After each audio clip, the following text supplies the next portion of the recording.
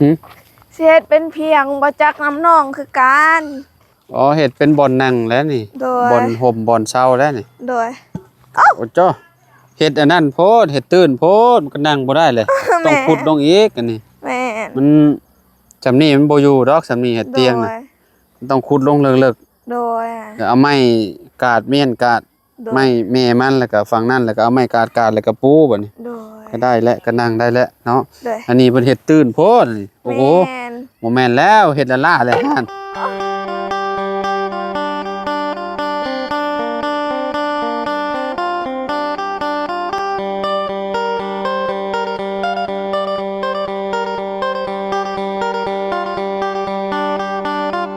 กราบสบายดีสวัสดีพ่อแม่พี่น้อง FC เบิดสุขุสุคนเนาะบ่ว่าสิอยู่ในและก็ต่างประเทศเด้อพี่น้องมาพบมาพ้อเนาะกับเฮาคือเก่าคือเดิมเพิ่มเติมคือเข้ามาหาทางน้องป๊อปพี่น้อยเนาะหลังจากที่โอ้เมื่อวานเนี่ยบ่ได้พ้อกับน้องป๊อปเบิดมื้อเลยได้พี่น้อยเนาะมื้อนี้กลับมาหาน้องเพิ่นยามแลงๆยามค่ำๆพี่น้อยเนาะหลังจากที่น้องเพิ่นไปสอนเวียกสอนงานโมมาพี่น้อยเนาะเอาโอเคเดี๋ยวเข้าไปหาน้องป๊อปเพิ่นพี่น้องไปมาพี่น้อยเนาะเมื่อวานเนี่ยบ่ได้พ่อเพิ่นเนาะเอาพี่น้องเอ้ยเนาะคักกะลิบาทนี่เนาะปั๊บได้เรื่องเลยพี่น้องเอ้ยเนาะถือว่ากว้างขวางอยู่เนาะอันที่ใหม่ของน้องป๊อปสบายดีน้องป๊อปมายามค่ำๆเพราะว่าน้องเพิ่นเฮ็ดเวียกเฮ็ดงานพี่น้องเอ้ยเนาะก็เนาะเข้าใจน้องเพิ่นอยู่เนาะไปสอนงานหมู่บ่โดยสอนจังมื้อน่ะ3มื้อมื้อไปอีกบ่ไปยังได้มามื้อนึงนี่อีกมื้อนึงเนาะโดยไอ้มาผู้เดียวบ่เจ้าแม่นแล้วบ่าวบุญสารวัตรกลับบ้านแล้วโดยเพิ่นบอกอยู่บ่บอกแล้วเพิ่นบอกมาแต่เช้าแล้วเพิ่นแฮงมาแต่เช้าเนาะโดยอันนี้สิเฮ็ดหยังซะล่ะสิเฮ็ดเป็นเพียงบ่จักน้ำน้องคือกันอ๋อเฮ็ดเป็นบ่อนนั่งแล้วนี่บ่อนห่มบ่อนเช่าแล้วนี่โดยโอ้จ้อเฮ็ดอันนั้นโพดเฮ็ดตื่นโพดมันก็นั่งบ่ได้เลยต้องขุดลงอีกอันนี้แม่นมันจำนี่มันบ่อยู่ดอกสำนี่เฮ็ดเตียงน่ะ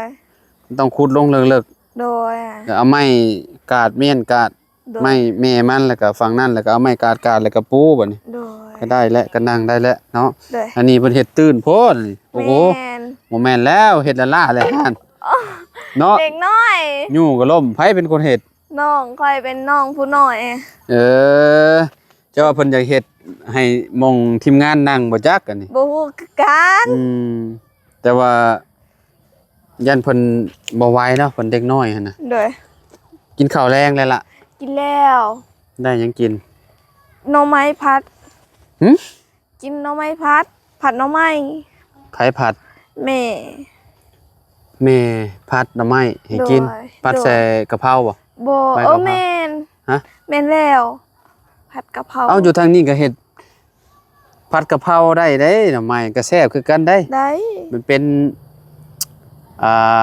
หลายเมนูหั่นน่ะว่าง่ายๆคันว่าเฮ็ดเป็นเนาะผัดใส่หมูใส่ใบกะเพราลงไปเนาะก็แซ่บคือกันพี่น้อยเนาะอันน่ะโอ้แม่พันให้กินเนาะ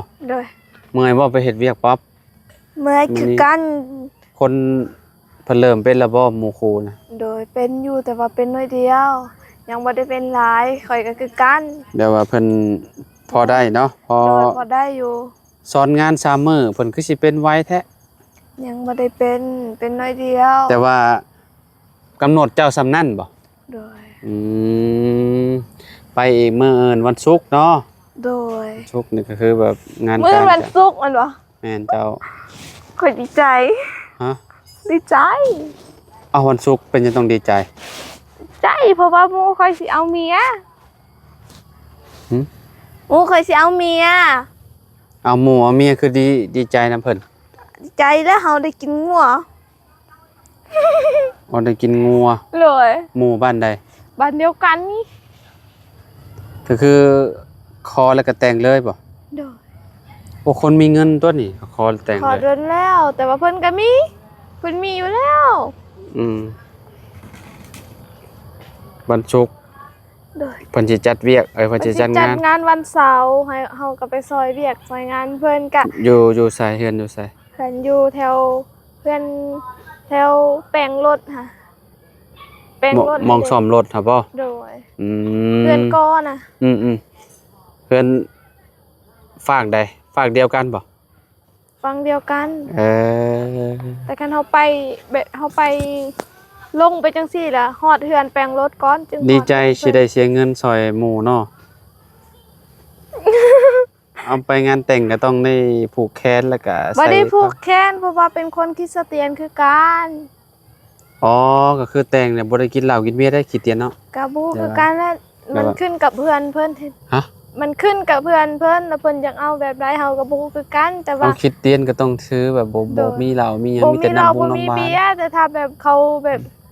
ข่อยบ่ฮู้คือกันแบบเขาเฮ็ดแบบ อืม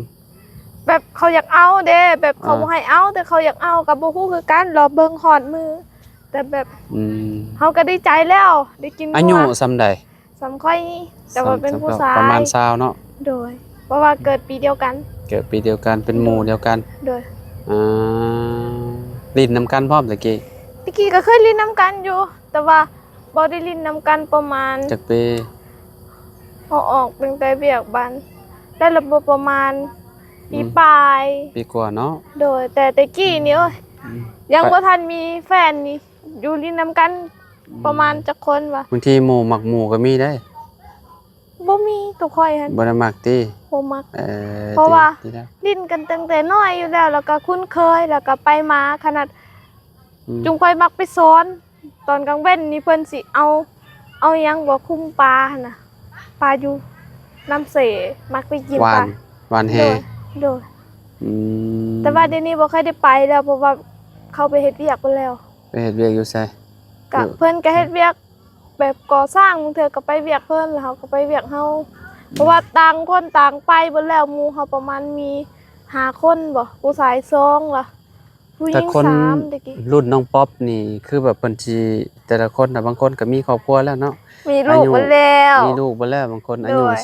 10กว่าก็มีครอบครัวไปแล้วพี่น้องเนาะ โดย บาง รุ่ คน น้องก็สิเอาแล้วเขามามั่นแล้ว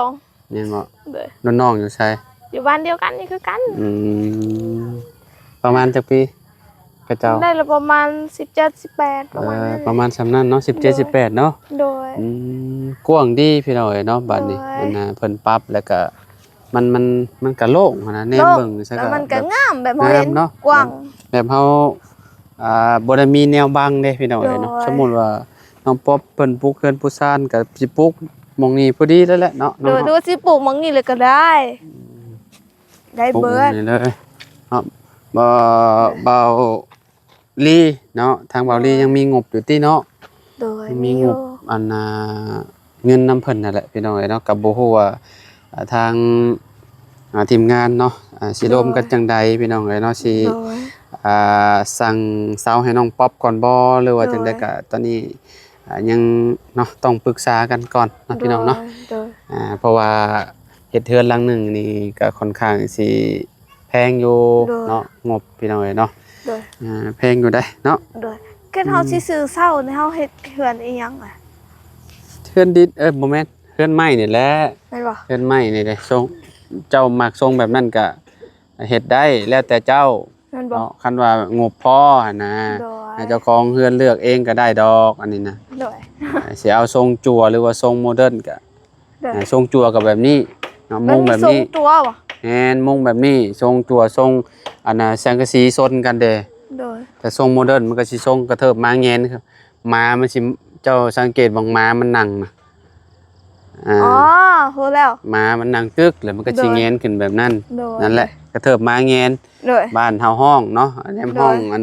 ให้มันดูดีก็ทรงโมเดิร์น โดย เทือนทรงโมเดิร์นเทือน โดย อ่าคือสไตล์เดียวกันกับเพื่อนอาเจืองนั่นแหละเนาะ โดย ในบ้านสะแล้วนะ โดย น้องใจดีก็สิเอาทรงนั้นเฮือนเรา โดย อยู่บ้านกระดับนี่ โดย กำลังลงมือตอนนี้กำลังเนาะโดย เอาสร้างไปประมูลละมื้อนี้ โดย เรียบร้อยแล้วตกลงกันแล้วเรียบร้อยแล้ว โดย น้องป๊อบกายไปกายมาเห็นอยู่บ่เฮือนหลังหนึ่งอยู่ในบ้านกระดับนะหนทางโค้งนะบ้าน เฮือนเฮือนดินหลังหนึงนะ เฮือน แต่ ดิน ในต้นมะม่วงนะ โอ้งามเด้แม่นบ่ แม่นบ่ เพราะว่าสไตล์แบบท่าน จงโมเดิร์น อยู่แบบว่าอยู่ลุ่มนี่เขาสิกอยเฮ็ดเป็นเฮือนอีกแม่นบ่เคยเห็นบ่ แม่นแล้วแต่เจ้า สมมุติว่ามันสิมี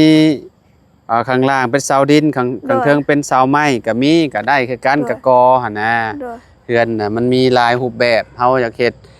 เฮือนใหม่เลยก็ได้มันก็ โดย เนาะอันนี้ เพียงแต่ว่าเขามีงบพอ แม่นถ้ามีงบเพียงพอแต่ แบ ว่า บนั่นก็งามเพราะว่าเขามักกัน ทรงเฮือนดินเนี่ยทรงโมเดิร์นก็โอเคอะ โดย เป็นดินเลยเด้ก่อ โดย ดินเลยเด้ โดย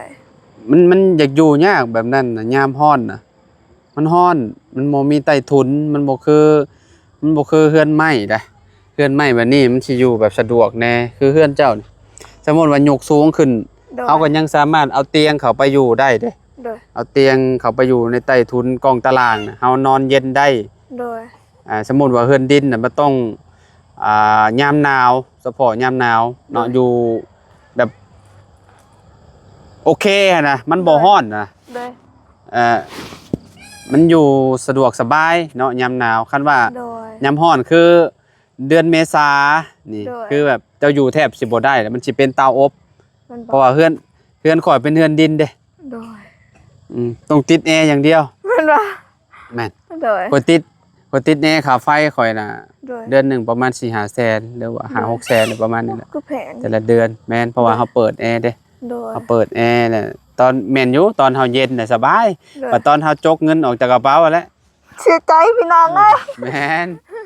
แบบนั้นเลย ได้ น้องเอ้ยเนาะ โดย เฮือนไม้ยังว่าเฮาสามารถนอนกลาง ได้ คือแบบกลางคืนแบบนี้นี่เฮา ได้ ฮ้อนเนาะก็นั่งอยู่กองตารางเนาะ มันบอก ดึกๆมามันเย็นเฮาก็ขึ้นนอนอยู่ ได้ เทิงก็โอเค โดย เนาะเฮาเฮ็ดที่สูงๆนี่เด้ ได้ เนาะเฮาก็สิบ่ย้านบันไดดอกพี่น้องเอ้ย โดย เนาะสมมุติว่าเฮ็ดตามหลายมันก็กลางคืนมาก็ยันโจรปีนเนาะ แม่ แม่นล่ะวะ แต่ว่าทรงแบบหั่นเคยเห็นแล้วเคยเห็นงาม งามทรงโมเดิร์น ได้ งามอยู่แล้วเพื่อนหลังนั้นเป็นอะไรสันเอาแต่ว่างามอยู่บ่ งามแต่ว่า งมเนาะ แบบมั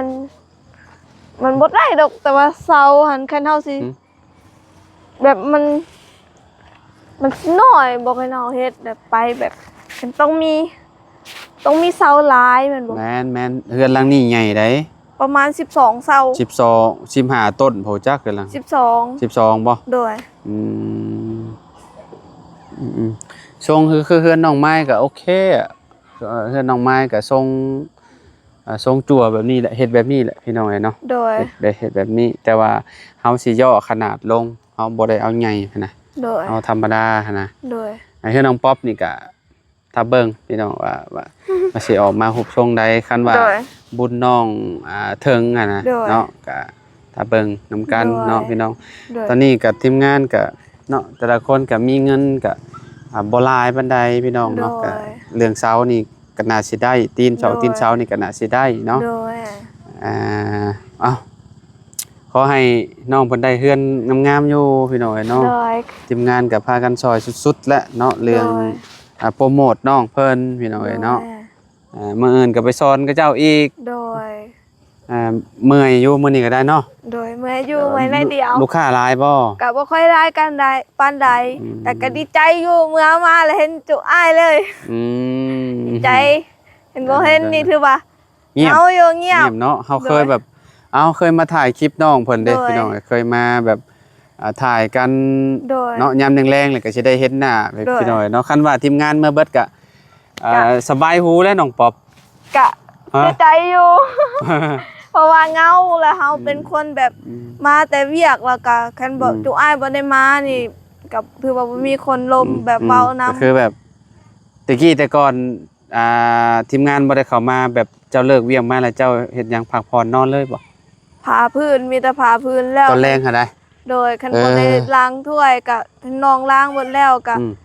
ก็ถือว่าพาแต่พื้นแต่ อืม พื้นนี่น้องสิบ่ค่อยมักพาปานใด อืม ส่วนหลายน้องบ่ได้ล้างถ้วยก็ล้างถ้วยต่อแล้วก็อาบน้ำ เท่านั้นเนาะ โดยอาบน้ำแล้วกินข้าวแล้วก็นอนตื่นเช้ามาก็มีแต่ไปเฮ็ดเวียกอยู่หมองเฮ็ดเวียกก็คือกันเฮาอยู่หั่นแล้วบ่มีหมู่แล้วเฮาก็สิลิ้นแต่โทรศัพท์เบิ่งเอาแล้วบ่ได้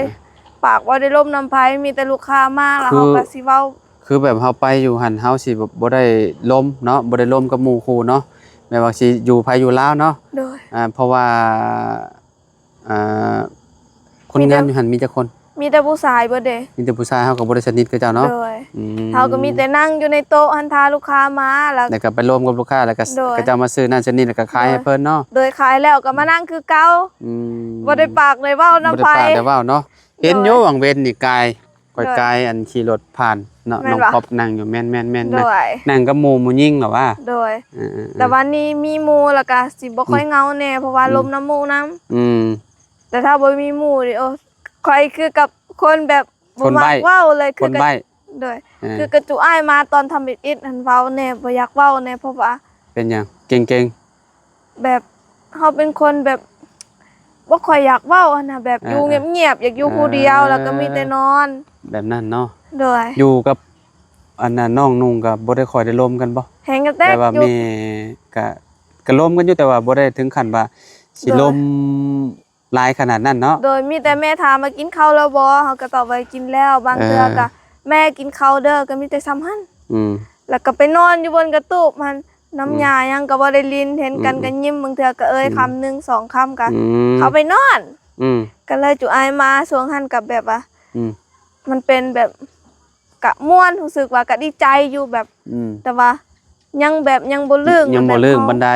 ยังบ่ได้ฮู้จักกันเด้ยังบ่ได้แบบเฮาเพราะว่าเฮาพี่น้องนะเรื่องของเรื่องก็น้องเพิ่นก็ยังเก่งๆนั่นแหละเนาะแล้วก็ยังบ่ลืมเนาะยังบ่ลืมคำเว้าคำอีหยังนั่นแหละพี่น้องเนาะพอมาคุมื้อนี่ก็เริ่มแล้วเนาะเริ่มแบบฮู้จักกันแล้วก็ธรรมดาแม่นบ่ตอนนี้ธรรมดาอยู่เนาะคันบ่เห็นนี่ถือโอ้ยหาแล้วแหละคันยังบ่ทันได้เห็นรถมานี่เป็นแนวใดเด้ติอยู่ไสเด้ยังบ่เห็นมาเมื่อหมดแล้วบ่มื้อนี้น่ะมีทีมงานน่ะมีเปิงบ่าวบุญสารวันโดยบ่าวเพิ่งบ่โดยเพิ่งแล้วก็บ่าวจันบ่เมื่อวันแล้วบ่แม่นยังเหลือแต่ชุมอ้ายบ่าวบุญบรรปาบ่าวตูนโดยแล้วบ่าวลุงเฮิมแล้วก็อ้ายโดย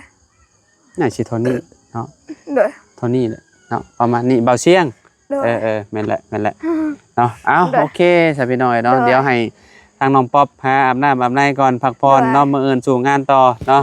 สู้ๆเด้อน้องป๊อบเด้อโดยขอให้เดินทางปลอดภัยเด้อขอให้ร่ำรวยๆจับยังเฮ็ดยังก็ขอให้เป็นเงินเป็นทองเด้อขอให้สมความปรารถนาขอให้พระเจ้าอวยพรเด้อขอให้เดินทางปลอดภัย FC นำเด้อโดยเนาะขอบใจเด้อบ่ได้แต่ว่าแต่อ้ายเนาะ FC คือกันที่เข้ามาเนาะมาเบิ่งเข้ามาชมคลิปน้องค่ะขอให้เดินทางปลอดภัยขอให้สมความปรารถนาเฮ็ดยังจับยังก็ขอให้เป็นเงินเป็นทอง